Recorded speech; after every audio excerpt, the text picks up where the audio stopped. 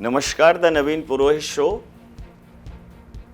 से no to gender empowerment और से यस टू जेंडर इक्वलिटी में आपका स्वागत है। मैं हूं आपके साथ नवीन पुरोहित। यह 21वीं सदी है, निस्संदेह महिला सशक्तिकरण का दौर है। पूरी दुनिया में महिलाओं को उनके अधिकार दिलाने, उन्हें मुख्य धारा में लाने और उनकी क्षमताओं को पहचानने के लिए बड़े बड़े प्रयास किए जा रहे हैं। यह एक बेहद ही सकारात्मक बदलाव है जो सामाजिक प्रगति का प्रतीक है। खेल से लेकर विज्ञान, राजनीति, अर्थव्यवस्था और प्रशासन तक हर क्षेत्र में महिलाएं अपनी उपस्थिति बेहतरी से दर्ज करा रही हैं। लेकिन जब हम गहराई से इस बदलाव का विश्लेषण करते हैं तो एक बड़ा ही महत्वपूर्ण सवाल खड़ा होता है कि क्या सशक्तिकरण और समानता एक ही चीज़ है? क्या महिलाओं को अवसर प्रदान कर देना ही वास्तविक समानता है? अगर हम खेल जगत को देखें तो टीम आधारित खेलों में पुरुषों और महिलाओं की टीमें अलग अलग हैं। स्कूल, कॉलेज, बॉयज़ स्कूल और गर्ल्स स्कूल अलग अलग हैं। महिलाओं की क्रिकेट टीम अलग है, पुरुष की क्रिकेट टीम अलग है, महिला की हॉकी टीम अलग है, पुरुष की हॉकी टीम अलग है, गर्ल्स के स्कूल अलग हैं, बॉयज़ के स्कूल अलग हैं, गर्ल्स के कॉलेज अलग हैं, बॉयज़ के कॉलेज अलग हैं। इसी तरह से अन्य क्षेत्रों में भी एक अलग और अलहदा पहचान बनी हुई है। यह भले ही अवसरों की दृष्टि से सकारात्मक लगे, लेकिन क्या यह विभाजन, क्या यह सीमा रेखा सच में समानता की ओर ले जाती है? सशक्तिकरण के बावजूद विभाजन क्यों? वास्तविक समानता तब होगी जब यह विभाजन समाप्त होगा। हम समानता की बात करते हैं, लेकिन पुरुष और महिलाओं को अलग अलग समूहों में बांटते हैं। यह एक ऐसी मानसिकता है जो हजारों सालों से हमारे भीतर जड़ें जमाए हुए हैं। परंतु क्या यह संभव नहीं कि हम खेलों में एक संयुक्त टीम बनाएं जिसमें 6 पुरुष और 5 महिलाएं हों, या कभी 6 महिलाएं और 5 पुरुष खेलें? ऐसा कोई नियम क्यों नहीं बनाया जा सकता कि राष्ट्रीय और अंतर्राष्ट्रीय खेल टीमों में लिंग के आधार पर नहीं बल्कि योग्यता के आधार पर चयन हो? अगर यह बात खेलों के लिए लागू हो सकती है तो फिर हर क्षेत्र में क्यों नहीं? विज्ञान, चिकित्सा, रक्षा, प्रशासन, राजनीति और यहाँ तक कि मनोरंजन में भी यही सोच लागू होनी चाहिए। जिस तरह एक ही फ्लाइट में पुरुष और महिला पायलट साथ उड़ान भरते हैं, जिस तरह एक ही अस्पताल में पुरुष और महिला डॉक्टर साथ इलाज करते हैं, ठीक उसी तरह हर क्षेत्र में वास्तविक समानता स्थापित होनी चाहिए। वैसे भी अर्धनारीश्वर हमारी सनातन संस्कृति में, सनातन का विचार हमारे मूल में है। हमारी सनातन संस्कृति इस विचार को लाखों वर्षों पहले आत्मसात कर चुकी थी। अर्धनारीश्वर की अवधारणा यही तो कहती है कि शिव और शक्ति अलग नहीं। मुझे मानस की वो चौपाई याद आती है कि तोसम पुरुष न मोसम नारी, विधि संयोग अस रचा विचारी। एक दूसरे के पूरक हैं, अलग नहीं है। उनमें कोई बड़ा नहीं है, कोई छोटा नहीं है। उनमें कोई प्रतिस्पर्धा नहीं है, कोई भेदभाव नहीं है, कोई असमानता नहीं है। यह है वो मूल भाव। नारी सशक्तिकरण के दौर में, फेमिनिज्म के दौर में कहीं ना कहीं ऐसा हो रहा है कि पूरा पुरुष समाज आताताई है। तो वहाँ अतुल सुभाष जैसे प्रकरण सामने आ रहे हैं। उन महिलाओं को क्या कहेंगे जो अभी मेरठ में एक दुर्दांत हत्याकांड हुआ, जहां एक मुस्कान नाम की महिला ने अपने पति के टुकड़े करके ड्रम में भर दिया। ऐसे कई अनाचार महिलाओं के साथ भी हुए। तो क्या जैसा ये समाज पुरुष प्रधान था, अब इसे महिला प्रधान समाज बना दें? क्या प्रधानता का भाव बदल जाए? तो अगर प्रधानता का भाव रहेगा, वहां समानता का भाव तो आ ही नहीं सकता। समानता का मूल भाव ही प्रधानता का अभाव है। जहां कोई प्रधान नहीं, जहां कोई छोटा नहीं, जहां कोई गौड़ नहीं, जहां कोई बड़ा नहीं, सब एक जैसे हैं। और यही प्रकृति का नियम भी है कि नारी और पुरुष एक साथ मिलकर संपूर्णता का निर्माण करते हैं। लेकिन आधुनिक समाज ने इस प्राकृतिक संतुलन को तोड़ दिया। महिला और पुरुष के खांचे बनाए गए, उनके कार्यक्षेत्र निर्धारित कर दिए गए, और धीरे धीरे यह मानसिकता इतनी मजबूत हो गई कि हमें यह असमानता सामान्य लगने लगी। अगर कोई महिला बहुत ही बलशाली और शारीरिक सौष्ठव वाली होती तो हम उसे मर्दाना करार देने लगे। यहाँ तक कि एक कविता में हमने लिखा, खूब लड़ी मर्दानी वो तो झांसी वाली रानी थी। क्या हमारी माँ दुर्गा, काली, क्या ये इन्होंने शत्रुओं का संहार नहीं किया? क्यों मर्दानी? जिस महिला में शक्ति हो तो वो मर्दानी जैसा कुछ कुछ पुरुष भी ऐसे हैं जो भगवान कृष्ण ने मोहिनी स्वरूप लिया तो क्या वो जनाने हो गए? एक पुरुष के भीतर एक नारी और एक नारी के भीतर एक पुरुष, यही तो अर्धनारीश्वर का भाव था और यही सत्य है। तो सशक्तिकरण नहीं, समानता चाहिए। आज भी तथाकथित विकसित देश महिलाओं को अवसर तो प्रदान कर रहे हैं, लेकिन वास्तविक समानता नहीं है। समान मंच, समान वेतन, समान भागीदारी अभी भी एक चुनौती बने हुए हैं और यह केवल खेलों तक सीमित नहीं है, बल्कि शिक्षा, स्वास्थ्य, रोजगार, व्यवसाय और नेतृत्व के हर स्तर पर यह असमानता, यह विभाजन साफ देखा जा सकता है। अगर केवल महिला सशक्तिकरण पर ध्यान दिया जाता रहेगा तो यह एक तरफा पहल होगी। यह एक ऐसी दिशा है जो पुरुषों को कहीं ना कहीं अलग कर देती है। नतीजतन समाज दो अलग अलग हिस्सों में बटा रहता है। सशक्तिकरण आवश्यक है, लेकिन यह अकेले पर्याप्त नहीं है। समानता के बिना सशक्तिकरण सिर्फ एक छलावा है, एक अस्थायी समाधान है जो असली समस्या को कहीं ना कहीं छिपाने का प्रयास करता है, थोड़ी देर के लिए ढक देता है। लिंग आधारित सशक्तिकरण सामाजिक असमानता की जड़ है। सशक्तिकरण की अवधारणा ने समाज को दो भागों में बांट दिया है, पुरुष और महिला, जो एक ही सिक्के के दो पहलू हैं। लेकिन क्या हमारा लक्ष्य समाज को महिला प्रधान या पुरुष प्रधान बनाना है? नहीं, हमारा लक्ष्य ये ना महिला प्रधान होना चाहिए न पुरुष प्रधान होना चाहिए। हमारा लक्ष्य होना चाहिए मानव प्रधान समाज, मानवीयता प्रधान समाज, जहां हर जीवित व्यक्ति की अपनी एक स्वतंत्र इकाई हो, उसकी स्वतंत्र सोच का सम्मान हो, उसके व्यक्तित्व का सम्मान हो, जहां एक महिला यह महसूस न करे कि उसे पुरुषों से अलग अवसर दिए जा रहे हैं। ये जो हम सीट आरक्षित करते हैं महिलाओं को, लेडीज फर्स्ट, ये जो आरक्षण है ये उस असमानता का भाव है। ये कोई दया भाव नहीं है, ये कोई आपकी मानवता नहीं है। और जहां एक जो कमजोर है, एक अगर कमजोर वृद्ध महिला है, वृद्ध पुरुष है, एक असहाय महिला है, असहाय पुरुष है, उसकी मदद कीजिए, भावना पर जाइए। आप अगर जेंडर को देखकर सम्मान दे रहे हैं या जेंडर को देखकर आप अन्याय कर रहे हैं, फिर कहीं यह भाव, इसका अर्थ ही नहीं रह जाता। तो पुरुष भी ये महसूस नहीं करे कि वह महिलाओं के मुकाबले ज़्यादा विशेषाधिकार प्राप्त कर रहा है। जैसे हमारे यहाँ जो परवरिश होती है, जो हमारे कर्मकांड बनाए गए, कहाँ से बनाए? क्योंकि जितनी प्राथमिकता सीता जी को थी हमारे पुरातन काल में, हमारे रामचरितमानस में, उनकी परवरिश तो मुझे नहीं लगता कि किसी भी स्थिति में किसी से उनकी तुलना करनी चाहिए। वो बहुत शक्ति संपन्न थी। वो शिव धनुष यूँ सामान्यतः अपने रोजमर्रा के कार्य व्यवहार में उठा के रख देती थी। तो जो शिव धनुष को ऐसे उठा के रख दे, उसी क्षमता का पुरुष उनका वर हो सकता है। इसलिए स्वयंवर में शिव धनुष की प्रतिष्ठा चढ़ाने की शर्त रखी गई। तो कहाँ असमानता थी, कहाँ प्रधानता थी? समानता थी। जिसकी जितनी क्षमता है, जिसकी जितनी योग्यता है, उस हिसाब से उसको अधिकार प्राप्त हो रहे हैं, सम्मान प्राप्त हो रहा है, स्थान प्राप्त हो रहा है। तो जहां योग्यता ही एकमात्र आधार हो और लिंग सिर्फ एक प्राकृतिक भिन्नता, समानता की ओर कदम बढ़ाने का अब समय आ गया है कि हम महिला और पुरुष के आधार पर अलग अलग खांचे बनाना बंद करें, अलग अलग दल बनाना बंद करें। हम खेल, शिक्षा, प्रशासन, रक्षा और हर क्षेत्र में एक संयुक्त भागीदारी सुनिश्चित करें। खेलों में संयुक्त टीमें बने जिनमें महिला और पुरुष दोनों खेलें।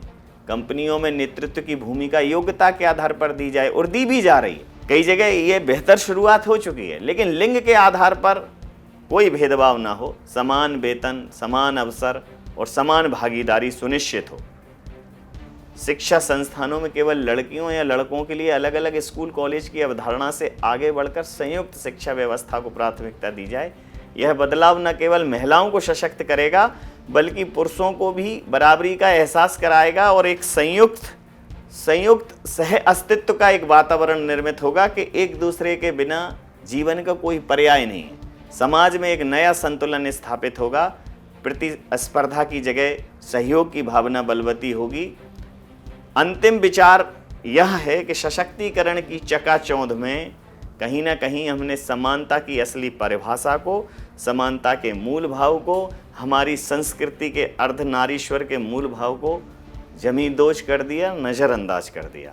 समान अवसर देना ही सशक्तिकरण नहीं है, बल्कि समान अवसर और समान भागीदारी सुनिश्चित करना, वो भी योग्यता के आधार पर, संयुक्त रूप से, वह असली सशक्तिकरण है। समानता की सही परिभाषा, अगर समानता का एक मूल मंत्र देखें, अगर एक समीकरण देखें, तो सशक्तिकरण प्लस समान अवसर प्लस समान मंच प्लस सामूहिकता इक्वल टू समानता। तो आइए हम कहें no to gender empowerment, yes to gender equality. एक नई सोच और एक नई दृष्टिकोण के साथ हम एक नए समाज की अवधारणा को जन्म दें। यही वास्तविक सशक्तिकरण है समाज का, और यही वास्तविक सशक्तिकरण है मानवता का। आंकड़ों के अनुसार वैश्विक स्तर पर कई क्षेत्रों में असमानता की तस्वीरें और समानता की उजास के इंतजार में देखिए हमारी ये खास रिपोर्ट, जो आपको आपके आंखों के जाले पर लगे हुए पर्दे साफ करेगी और यह बताएगी कि ये जो सशक्तिकरण है, यह प्रधानता है, मूलतः यह विभाजन का एक अप्रत्यक्ष हथकंडा है, जिससे एक बहुत लंबे समय तक हमारी आधी आबादी पीड़ित रही, और अब वही राक्षस, वही प्रवृत्ति एक दूसरी करवट ले रहा है सशक्तिकरण की आड़ में। तो ये जो सशक्तिकरण है, अगर ये समानता के भाव से आगे नहीं बढ़ा, संयुक्त भागीदारी के भाव से आगे नहीं बढ़ा, तो समाज में ये कई अतुल सुभाष और कई महिला अपराधों को ये जन्म देगा।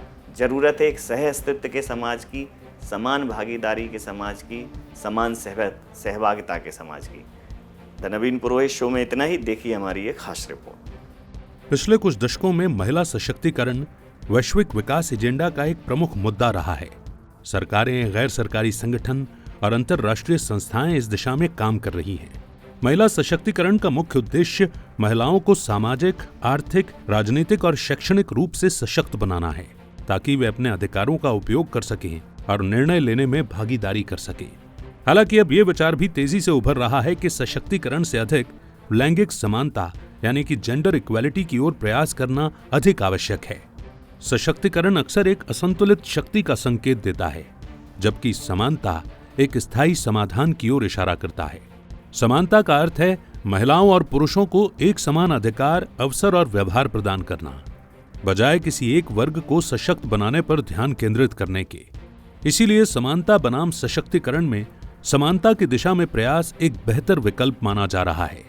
सशक्तिकरण का अर्थ महिलाओं को मजबूत बनाना, उन्हें निर्णय लेने की स्वतंत्रता और संसाधनों पर अधिकार प्रदान करना। ये एक सुधारात्मक प्रक्रिया होती है, जिसका उद्देश्य पहले से मौजूद असमानता को संतुलित करना होता है। समानता इसके विपरीत पुरुषों और महिलाओं दोनों के लिए एक निष्पक्ष और न्याय संगत व्यवस्था स्थापित करने की दिशा में काम करती है। इसका अर्थ है कि दोनों लिंगों को शिक्षा, रोजगार, वेतन और अन्य क्षेत्रों में समान अवसर मिले। महिला सशक्तिकरण एक महत्वपूर्ण पहल है, लेकिन ये स्थायी समाधान नहीं है। समानता एक अधिक व्यवहारिक और दीर्घकालिक उपाय है, जो समाज में संतुलन बनाए रखने में पूरी तरह सक्षम है। जब पुरुष और महिलाएं समान रूप से अधिकार, अवसर और सम्मान प्राप्त करेंगे, तभी वास्तविक सामाजिक न्याय स्थापित हो सकेगा। इसीलिए नीति निर्माताओं और समाज को महिला सशक्तिकरण से आगे बढ़कर लैंगिक समानता की दिशा में ठोस प्रयास करने की आवश्यकता है। केवल तभी एक समावेशी, न्याय संगत और संतुलित समाज का निर्माण संभव होगा। शिक्षा के क्षेत्र में भी ये अंतर स्पष्ट रूप से देखा जा सकता है।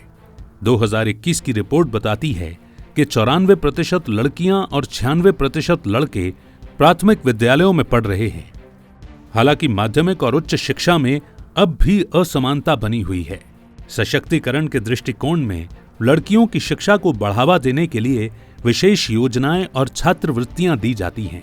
वहीं समानता का दृष्टिकोण इसके बजाय नीति निर्माताओं को शिक्षा प्रणाली में लैंगिक भेदभाव खत्म करने और गुणवत्तापूर्ण शिक्षा को सभी के लिए समान रूप से सुलभ बनाने पर ध्यान देने की बात करता है। सशक्तिकरण में महिलाओं को विशेष अनुदान और सब्सिडी देकर या महिला केंद्रित स्टार्टअप्स को बढ़ावा देकर आर्थिक रूप से सशक्त बनाने की कोशिश की जाती है, और समानता के लिए प्रयास किया जाता है कि वेतन, पदोन्नति और अवसर दोनों लिंगों के लिए समान हों, जिससे स्थायी समाधान मिले। महिला सशक्तिकरण की अवधारणा में कई कमियां देखने को मिलती हैं, जैसे विशेषाधिकार और कृत्रिम लाभ, महिलाओं के लिए आरक्षित सीटें, विशेष अनुदान या कोटा प्रणाली अक्सर कृत्रिम समानता का भ्रम पैदा करती है, जबकि वास्तविक समाधान छूट जाता है। वहीं इसमें पुरुष विरोधी मानसिकता का भी खतरा दिखाई देता है। सशक्तिकरण की प्रक्रिया कभी कभी पुरुषों को कटघरे में खड़ा कर देती है, जिससे एक नए प्रकार की असमानता उत्पन्न होती है, जिससे सशक्तिकरण के तहत दी गई सुविधाएं महिलाओं को स्वावलंबी बनाने के बजाय उन पर निर्भर बना सकती है। महिला पुरुष समानता प्राप्त करने के लिए वैश्विक स्तर पर शिक्षा, आर्थिक सशक्तिकरण, कानूनी सुधार और राजनीतिक भागीदारी आवश्यक है। लैंगिक समानता केवल सामाजिक न्याय का सवाल नहीं, बल्कि ये आर्थिक वृद्धि, समावेशी विकास और मानवाधिकारों का आधार है। सभी देशों को मिलकर नीति निर्माण, सामाजिक जागरूकता और कानूनी सुधार के माध्यम से इस दिशा में ठोस कदम उठाने चाहिए। आज वैश्विक स्तर पर भी सशक्तिकरण के बजाय समानता के विचार को समर्थन मिलता दिखाई दे रहा है और कई देशों ने इसके लिए कुछ कदम भी आगे बढ़ाए हैं। आइसलैंड, फिनलैंड और नॉर्वे जैसे देशों ने वेतन समानता के लिए सख्त कानून बनाए हैं, जिससे लैंगिक वेतन अंतर न्यूनतम हो गया है। स्वीडन में विवाह, तलाक और संपत्ति के मामलों में लैंगिक समानता सुनिश्चित की गई है, जिससे महिलाओं को विशेष संरक्षण के बजाय समान अधिकार प्राप्त हुए हैं। डेनमार्क और नीदरलैंड में कंपनियों को अपने बोर्ड में 40% महिलाओं को शामिल करना अनिवार्य नहीं है, बल्कि भर्ती प्रक्रिया में निष्पक्षता सुनिश्चित करने के लिए कदम उठाए गए हैं।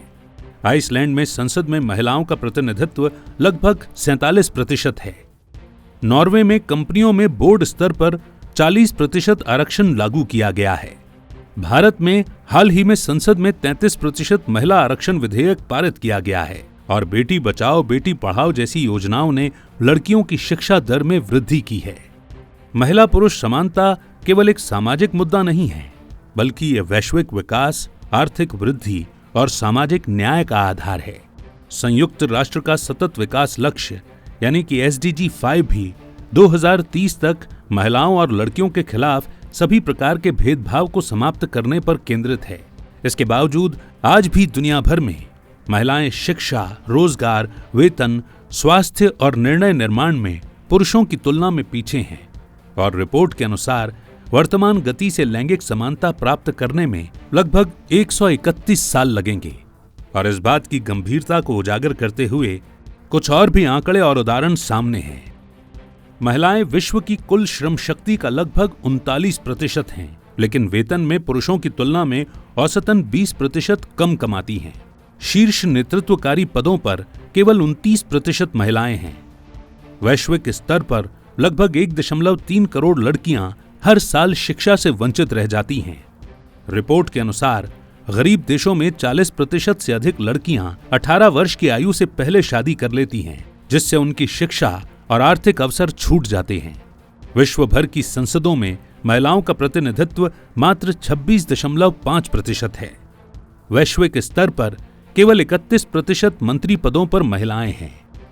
महिला पुरुष समानता के लिए कुछ महत्वपूर्ण उपाय: शिक्षा और जागरूकता का विस्तार, लड़कियों की शिक्षा में निवेश से गरीब और विकासशील देशों में मुफ्त और अनिवार्य शिक्षा का प्रचार करना, स्कूलों में पाठ्यक्रम में लैंगिक समानता, अधिकार और लैंगिक हिस्सा पर जागरूकता कार्यक्रम शामिल करना। वहीं तकनीकी शिक्षा और कौशल विकास जैसे क्षेत्रों में लड़कियों की भागीदारी बढ़ाने के लिए विशेष कार्यक्रम चलाना। आर्थिक सशक्तिकरण, समान वेतन नीति के अनुसार समान कार्य के लिए समान वेतन सुनिश्चित करने के लिए सख्त कानून और निगरानी तंत्र बनाए जाएं और महिलाओं के लिए वित्तीय सहायता से स्वरोजगार, स्टार्टअप और महिला उद्यमियों के लिए कम ब्याज दर पर ऋण और सब्सिडी दें। वहीं कार्यस्थल पर महिलाओं के लिए मातृत्व अवकाश, पितृत्व अवकाश और लचीले कामकाजी घंटे की व्यवस्था की जाए। समानता ही असली मानवता है। समाज में महिला पुरुष को समान दृष्टि से देखना न केवल न्याय संगत है, बल्कि ये मानवीय विकास का आधार भी है। और ये इसलिए भी जरूरी है क्योंकि जब हम लैंगिक भेदभाव को छोड़कर हर व्यक्ति को उसकी योग्यता, कौशल और व्यक्तित्व के आधार पर परखेंगे, तभी हम एक सही समाज का निर्माण कर पाएंगे। समानता सिर्फ एक विचार नहीं, बल्कि एक जीवन शैली है जो समाज को अधिक समृद्ध, सशक्त और संवेदनशील बनाती है।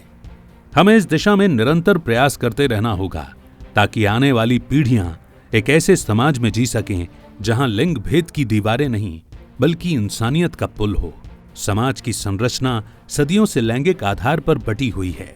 इस विभाजन ने महिला और पुरुषों को अलग अलग भूमिकाओं, जिम्मेदारियों और अधिकारों में बांट दिया है। हालांकि बदलते समय के साथ ये स्पष्ट होता जा रहा है कि किसी समाज की प्रगति और खुशहाली तभी संभव है जब हम महिला पुरुष में भेदभाव किए बिना समान दृष्टिकोण अपनाएं।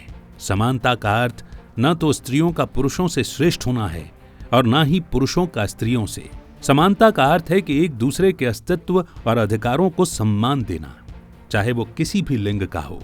समाज को महिला पुरुष में बांटकर देखने की प्रवृत्ति हमें संकीर्णता और पक्षपात की ओर ले जाती है, जबकि समता की भावना प्रगतिशील समाज की नींव रखती है। एक समावेशी समाज की कल्पना तभी साकार होगी जब हम महिला और पुरुष को समान नजरिए से देखेंगे।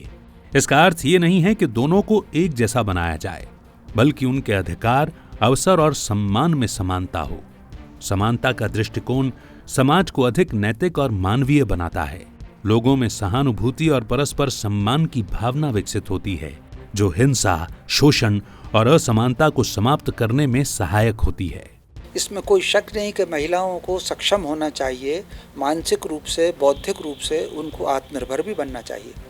लेकिन सशक्तिकरण में कहीं ना कहीं एक जो बात आ रही है, नकारात्मकता आ रही है। महिलाओं के मामले में, परिवारों के मामले में सशक्तिकरण के बजाय समन्वयकरण बनाना चाहिए। ऐसा ना हो कि एक को यदि विशेषाधिकार मिल गए हैं तो उससे दूसरे के अधिकारों का हनन हो। सनातन सभ्यता में स्त्री और पुरुष समानता की अवधारणा केवल सामाजिक या राजनीतिक विचार नहीं, बल्कि एक आध्यात्मिक सत्य है। अर्धनारीश्वर का स्वरूप इस दिव्य संतुलन का प्रतीक है, जो ये दर्शाता है कि जीवन की पूर्णता पुरुष और स्त्री दोनों के समन्वय में निहित है। आधुनिक युग में इस सनातन आदर्श को आत्मसात करना न केवल सामाजिक सौहार्द का मार्ग प्रशस्त करेगा, बल्कि मानवता के समग्र विकास में भी सहायक होगा। सनातन संस्कृति अपने मूल में केवल धार्मिक परंपराओं का समुच्चय नहीं, बल्कि एक जीवन दर्शन है, जिसमें प्रकृति, समाज और सृष्टि के समस्त तत्वों में संतुलन और सामंजस्य का भाव प्रमुख है। इस संस्कृति में महिला और पुरुष को एक दूसरे का पूरक माना गया है, विरोधी नहीं। समानता का ये भाव केवल सामाजिक या वैचारिक स्तर तक सीमित नहीं है, बल्कि इसके आध्यात्मिक प्रतीक भी अत्यंत गूढ़ और प्रभावशाली हैं। इस संदर्भ में अर्धनारीश्वर का स्वरूप इस दर्शन का सर्वाधिक सूक्ष्म और सुंदर प्रतीक है, जो ये दर्शाता है कि पुरुष और महिला दो अलग अलग सत्ता नहीं, बल्कि वे एक ही अस्तित्व के दो स्वरूप हैं। ये अवधारणा सनातन समाज में न केवल ईश्वर के रूप में पूजित है, बल्कि दार्शनिक, सामाजिक और सांस्कृतिक चेतना में भी समाहित है। अर्धनारीश्वर पुरुष और स्त्री के मध्य सत्ता संघर्ष की भावना को समाप्त करता है और उन्हें पूरक के रूप में स्वीकार करता है। आज के समय में जब महिला और पुरुष समानता के लिए संघर्ष कर रहे हैं, सनातन संस्कृति का अर्धनारीश्वर दर्शन एक महत्वपूर्ण प्रेरणा बन सकता है। ये विचार केवल अधिकारों की समानता की बात नहीं करता, बल्कि स्वाभाविक रूप से दोनों की पूरकता को स्वीकार करता है। सनातन का मतलब समानता का अधिकार। पूरी सृष्टि में जो धर्म समानता का अधिकार दे वो सनातन धर्म है। लिंग समानता केवल महिलाओं को सशक्त बनाने का विषय नहीं, बल्कि पूरे समाज को न्यायपूर्ण, संवेदनशील और समावेशी बनाने की दिशा में एक आवश्यक कदम है। समाज में लिंग समानता सुनिश्चित करने के लिए शिक्षा, आर्थिक सशक्तिकरण, कानून का प्रभावी क्रियान्वयन, सामाजिक जागरूकता और राजनीतिक भागीदारी जैसे बहुआयामी प्रयास आवश्यक हैं। ये एक सतत प्रक्रिया है, जिसमें सरकार, समाज, परिवार और प्रत्येक व्यक्ति की भूमिका महत्वपूर्ण है। जब तक हम अपने समाज में लिंग के आधार पर भेदभाव करना नहीं छोड़ेंगे, तब तक समावेशी और न्याय संगत विकास की कल्पना अधूरी रहेगी। लिंग भेद से परे समान नजरिया समाज में समावेशिता, सहिष्णुता और समानता को बढ़ावा देगी। जब हर व्यक्ति को उसकी लैंगिक पहचान से परे समान अवसर, सम्मान और अधिकार मिलेंगे, तभी एक सच्चे लोकतांत्रिक और न्याय संगत समाज का निर्माण संभव होगा। वैश्विक स्तर पर इस दिशा में निरंतर प्रयास किए जाने की आवश्यकता है, ताकि हम एक ऐसे भविष्य की ओर बढ़ सकें जहां हर व्यक्ति अपनी पहचान पर गर्व कर सके और सम्मान पूर्वक जीवन जी सके, और हर व्यक्ति को सम्मान, गरिमा और समान अवसर मिल सके।